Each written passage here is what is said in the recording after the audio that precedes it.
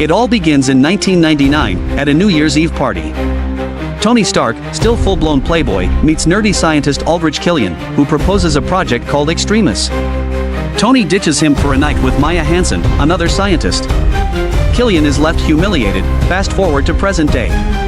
Tony is a changed man. After the alien invasion in the Avengers, he's struggling with PTSD. He's obsessed with building Iron Man suits, seriously obsessed. He's up to Mark 42, and can't sleep. He's afraid, anxious, and deeply human. Then the world starts exploding, literally. A terrorist called the Mandarin takes credit for a series of mysterious bombings. But here's the twist, there are no bomb fragments. People are spontaneously combusting, and nobody knows why. Tony's friend Happy Hogan gets injured in one of the blasts. Enraged, Tony goes full public and challenges the Mandarin on live TV. He even gives out his home address. Bad idea. Moments later, his Malibu mansion is blown to pieces in a jaw-dropping attack. Tony barely escapes using the malfunctioning Mark 42 suit in Cracklands in Tennessee. Now stuck in the snow, low on power, Tony investigates a past explosion linked to Extremis. He teams up with a local kid named Harley, who helps him piece together the truth. Extremis is a regenerative virus that gives people superpowers, but it's unstable. If the body rejects it, they literally explode. Tony tracks down the Mandarin. But plot twist. The Mandarin is actually just Trevor Slattery, a washed-up British actor pretending to be the villain. The real mastermind? Aldrich Killian, now hot, powerful, and running Extremis soldiers for profit and revenge. Killian has kidnapped Pepper Potts, injected her with Extremis, and plans to kill the US president on live TV. The goal? Total fear-based control. Iron Patriot, aka Rhodey, and Tony go full team-up mode to stop it. Tony calls in all his Iron Man suits, yes, dozens of autonomous armors in a mind-blowing aerial battle. It's the Iron Legion versus Extremis soldiers in a full-on showdown. In the chaos, Pepper falls, but survives thanks to her Extremis powers. She ultimately kills Killian herself, proving she doesn't need a suit to be powerful. After the dust settles, Tony has a moment of clarity. He destroys all his suits as a gift to Pepper and finally gets surgery to remove the shrapnel near his heart. No more arc reactor. No more dependence on armor, but don't worry. He is still Iron Man, with or without the tech. Turns out Tony's been telling the whole story to Bruce Banner, who's been asleep the whole time. Classic Tony. Classic Bruce. Science bros forever. Before the Avengers, before Earth, there was darkness. Thousands of years ago, the Dark Elves, led by Malekith, tried to destroy the universe using the ether, a powerful, ancient fluid of chaos, but Thor's grandfather, Bor, defeated them, and the ether was sealed away. Malekith escaped into sleep. But he'd be back in the present. Thor is bringing order to the 9 realms after the events of the Avengers. Meanwhile, Loki is locked up in the dungeons of Asgard for trying to take over Earth. Odin scolds him. Thor avoids him. Frigga still believes in him, and on Earth? Jane Foster, still missing Thor, discovers a gravitational anomaly in London and stumbles into another realm where the ether infects her body. Thor senses something's wrong and returns to Earth in full lightning god mode. He sees Jane again after years, only to discover the ether is inside her. Thor brings her to Asgard for protection, but Odin realizes the threat. Malekith will come. And when he does? Not even Asgard is safe. Sure enough, Malekith attacks Asgard. You might want to take the stairs to the left. Frigga defends Jane with sword and sorcery, but Malekith kills Frigga before escaping. Thor vows revenge, but Odin wants war.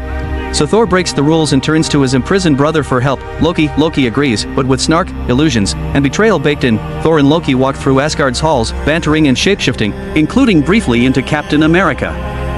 Together, they flee Asgard with Jane and head to Svartalfheim, the Dark World. There, they try to destroy the ether. But the plan fails. Malekith absorbs the ether and becomes even more powerful. Loki appears to betray Thor, but it's a ruse, and he sacrifices himself, taking a blade to the chest. He dies in Thor's arms. Or so it seems. With Malekith heading to Earth for the convergence, a rare cosmic alignment of the realms, Thor returns to London. Jane, Darcy, and Dr. Selvig track the convergence using science. Thor gears up for the final battle. Thor battles Malekith across dimensions, falling through portals, jumping between worlds, catching Mjolnir mid-flight across space and time. Jane and her crew use electromagnetic poles to teleport pieces of Malekith's body. Eventually, Malekith is crushed under his own ship, ending the ether's threat. Thor returns to Asgard. He turns down the throne, telling Odin he'd rather protect the realms freely, but here's the twist. That's not Odin. It's Loki in disguise. Loki faked his death and is now secretly ruling Asgard. The ether is delivered to the Collector, who says, 1 hour, 5. Captain America is back, but not in his time. After saving the world in World War II and being frozen in ice for 70 years, Steve Rogers wakes up in the modern world. Don't say it. He's living in Say Washington, it. D.C., Come jogging on! laps, catching up on history, and working for S.H.I.E.L.D., but something doesn't feel right. On a mission to rescue a hijacked ship, Cap teams up with Black Widow. Is he wearing a parachute? No, he wasn't. While Steve is stuck in pirates, Natasha is copying secret files without telling him. That's the first red flag. Back at headquarters, Nick Fury introduces Project Insight, 3 massive helicarriers that can eliminate threats before they happen. Cap isn't sold. He believes in freedom, not fear. This isn't freedom. This is fear. But things spiral fast. Get me out of here! Fury is attacked by a machine with a metal arm. After a wild car chase, he shows up at Steve's apartment, wounded and desperate. His last words before being shot again. Don't trust anyone.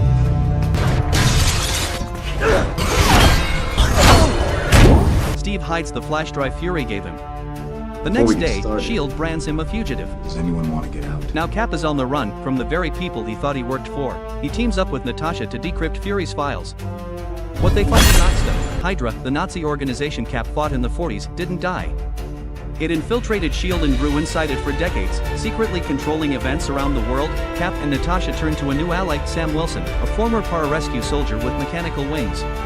And the metal-armed assassin? He's not just a killer, he's Bucky Barnes, Steve's best friend from the war. Hydra captured him, wiped his memories, and turned him into a brainwashed weapon, the Winter Soldier. They're captured, but rescued by Maria Hill, who reveals the big twist: Nick Fury is alive. He faked his death and has a plan to take Hydra down from the inside. Steve delivers a powerful message to all S.H.I.E.L.D. agents. Hydra is among them. It's time to fight back. The final battle begins.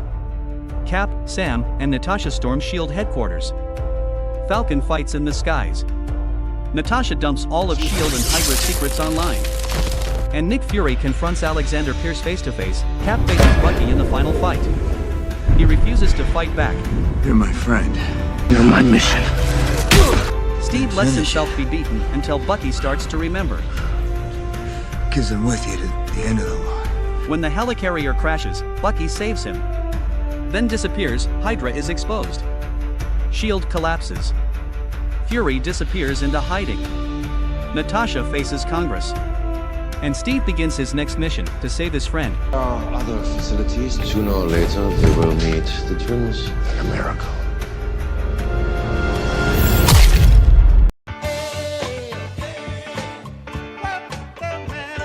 It all starts with a kid and a Walkman. Peter Quill is just a boy when his mom dies of cancer.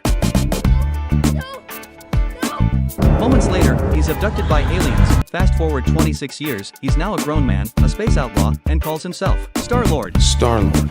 He's exploring an abandoned planet to steal a mysterious orb. But he's not the only one after it. Turns out Ronan also wants the orb and the power inside it. Gamora, a deadly assassin. Rocket, a gun-loving raccoon. Groot, a tree. They all crash into each other and land in prison.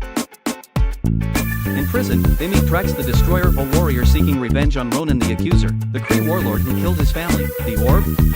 It's not just valuable, it holds an Infinity Stone. An ancient cosmic force that can destroy planets. Our 5 misfits break out of prison in style and fly to nowhere. A giant alien skull floating in space, hoping to sell the orb, but everything goes wrong. Drax calls Ronan. Gamora is hunted. Groot and Rocket wreck the place. Peter risks his life to save Gamora when she's left drifting in space. Ronan gets the orb, touches the stone, and survives. He becomes more powerful than ever, powerful enough to defy Thanos. He puts the stone in his hammer and declares war on Xander. The Guardians won't let Xander fall. They team up with the Ravagers, Peter's old gang, led by Yondu, and head into one final fight. As Ronan's massive ship descends, the Guardians crash into it from the skies. They fight like a real team. He shields everyone with his body, sacrificing himself. He looks at Rocket and says,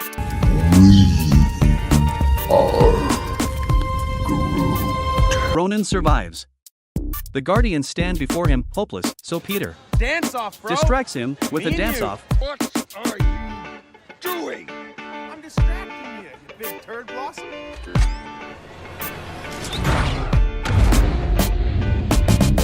The stone is loose. Peter grabs it, but it starts to rip him apart. Gamora reaches for it. Then Drax. Then Rocket. Together, they harness the stone's power and destroy Ronan once and for all. The Guardians hand the real stone to the Nova Corps. Peter tricks Yondu with a fake. Groot is reborn as a tiny sprout.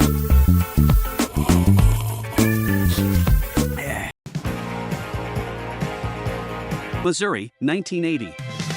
Young Ego is planting something strange in the ground with Meredith Quill, Peter's mom. Cut to 34 years later. We're with the Guardians on a mission to protect powerful batteries from a massive interdimensional monster. It's epic.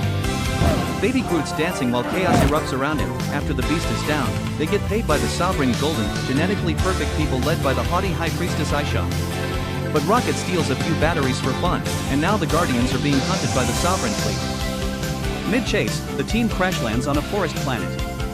Just as things look grim, a mysterious figure, Ego, he says he's Peter's father. My name is Ego, and I'm your dad. He invites Peter, Gamora, and Drax to his home planet, leaving Rocket and Baby Groot to repair the ship.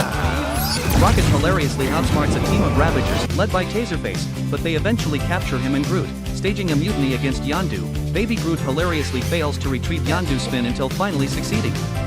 Yondu gets his arrow back to cue the whistle-fueled massacre of mutineers. Back on Ego's planet, things seem too perfect.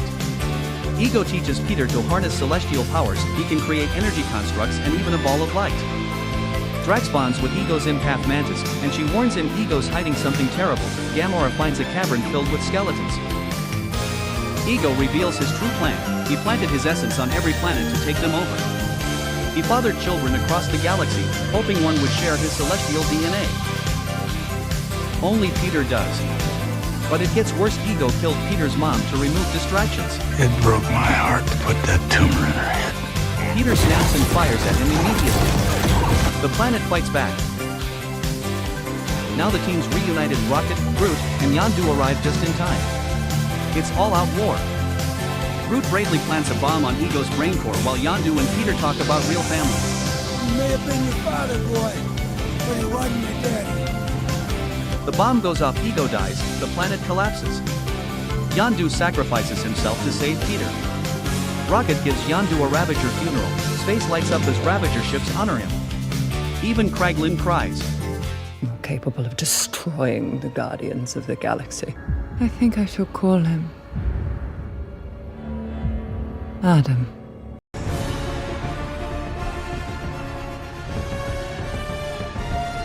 The movie opens with the Avengers storming a Hydra base in Sokovia.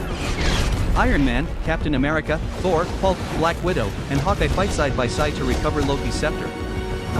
Shit! Language. During the battle, they encounter the powerful twins, Pietro, the speedster, and Wanda Maximoff, the telepath who invades Tony Stark's mind, showing him a nightmare where all the Avengers die.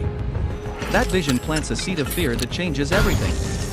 Back at Avengers Tower, Tony and Bruce analyze the scepter's energy and discover an artificial intelligence hidden inside. Tony secretly uses it to create Ultron, a peacekeeping AI meant to protect the world. But Ultron becomes self-aware and concludes that peace can only come through humanity's extinction.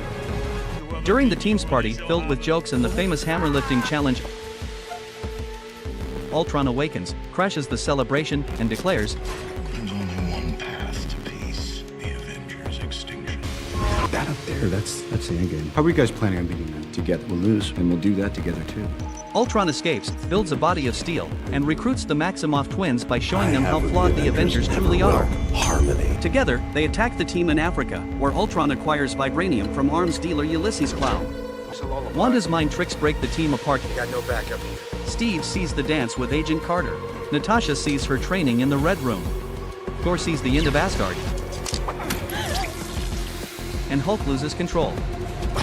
The Hulk rampages through a city, forcing Iron Man to use the massive Hulkbuster suit in one of the film's most epic scenes. The team regroups at Hawkeye's secret farmhouse, where they confront their fears and differences. Meanwhile, Ultron forces Dr. Helen Cho to build him a perfect new body using vibranium and the scepter's power.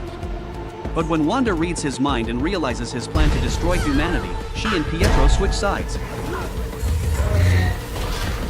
The Avengers steal Ultron's new body and, using Jarvis, bring it to life as Vision, a powerful being who proves his worth instantly by lifting Thor's hammer. Together, they head to Sokovia for the final showdown. Ultron lifts the entire city into the sky, planning to drop it like a meteor to destroy Earth.